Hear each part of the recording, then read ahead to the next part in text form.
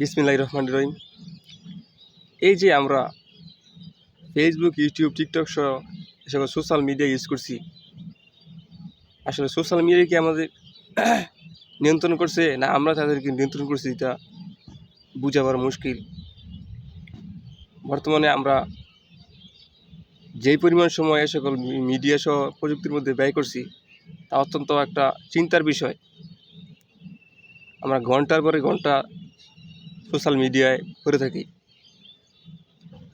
আসলে আমরা মনে করছি যে ফেসবুক, ইউটিউব, টিকটক এখানে কতই না আনন্দের বিষয়গুলো আমাদের যোগাযোগের ক্ষেত্রে। আসলে হ্যাঁ, আমাদেরকে তারা যোগাযোগটা মাইলকে মাইল ছোটো করে আমাদের একটা সমাজে পরিণত করেছে, যেটা একটা যান্ত্রিক সমাজ।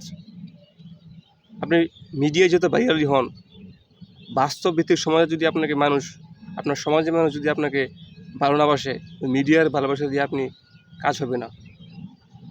এটা আপনাকে বুঝতে হবে। এটা যে একটা টেকনোলজি, প্রযুক্তি যন্ত্র। একটা মানুষ যদি দৈনিক 1 ঘন্টা করে সোশ্যাল মিডিয়া ইউজ করে, তাহলে 1 মাসে গিয়ে তার 30 ঘন্টা দাঁড়ায়। ঘরে অন্যান্য সব কিছু মিলে প্রায় একটা মাসে একজন ব্যক্তি 1.5 দিনের মতো এই সকল প্রযুক্তি ব্যবহার করে আসছে। চিন্তা করা যায় কী পরিমাণ সময় আমাদেরকে নিয়ে নিচ্ছে সেই সকল মিডিয়াগুলো।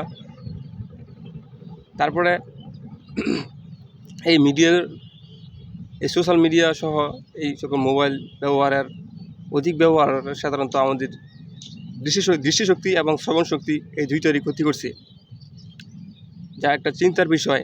তাছাড়া এই সোশ্যাল মিডিয়ার মালিকানা ব্যক্তিরা অত্যন্ত চালাক। ফেসবুক, ইউটিউব, টিকটক এ সকল ব্যক্তিরা যাদের ঘোষণা করেছে, এখানে তারা উপার্জনের সুযোগ করে দিয়েছে, যা একটা তাদের ফাঁদ। আর এই ফাঁদে আমরা পাড়া দিয়ে ফেলেছি। আমরা ভাবছি যে এখান থেকে যদি আমরা কিছু অর্থ উপার্জন করতে পারি, তাহলে তো আমাদেরই লাভ। আর এই ফাঁদে শিশু, বৃদ্ধ, নারী, পুরুষ পড়ে গিয়েছে। তারা অনর্থক ফালতু ভিডিও পোস্ট করে দিতেছে, সময় তারা অন্য খাতে নষ্ট করলে হয়তো বা কাজে লাগাতে পারতো, কিন্তু এই খাতে তারা মূল্যবান সময়গুলো নষ্ট করছে। উদ্বেগজনক আরেকটা বিষয় হচ্ছে, তথ্য প্রযুক্তির এই সরাসরি যুগে আমাদের সমাজের উঠতি বয়সের ছেলেমেয়েরা এই ইনফরমেশন টেকনোলজি ব্যবহার করে আসছে। তারা সোশ্যাল মিডিয়া ব্যবহার করে।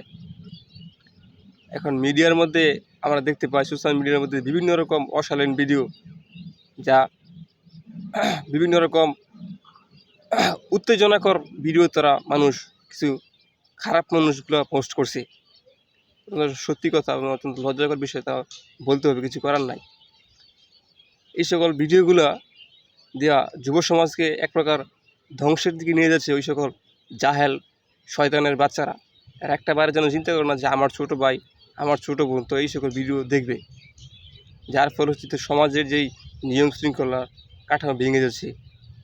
বিভিন্ন রকম দুর্ঘটনা, বিভিন্ন রকম খারাপ কাজ বেড়েই চলেছে। তাছাড়া সোশ্যাল মিডিয়া সাধারণত আমরা বর্জন করতে বলছি না, আমরা এর খারাপ দিকগুলো নিয়ে আলোচনা করলাম।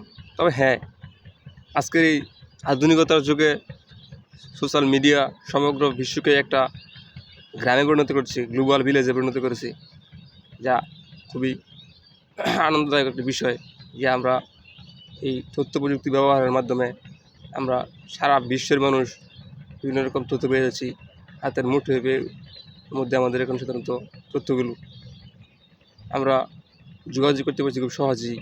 আত্মীয় স্বজন, বন্ধু বান্ধবের সাথে আমরা চাইলেই যোগাযোগ করতে পারছি, কিন্তু এর খারাপ দিকগুলোও খুব ভয়ঙ্কর। সোশ্যাল মিডিয়ার মাধ্যমেই সাধারণত বিভিন্ন রকম সামাজিক অপরাধ বেড়েই চলেছে।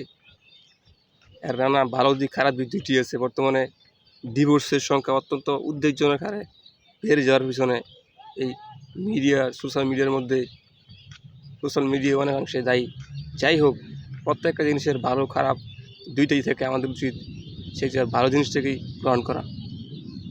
আল্লাহ হাফেজ, সবাই ভালো থাকবেন।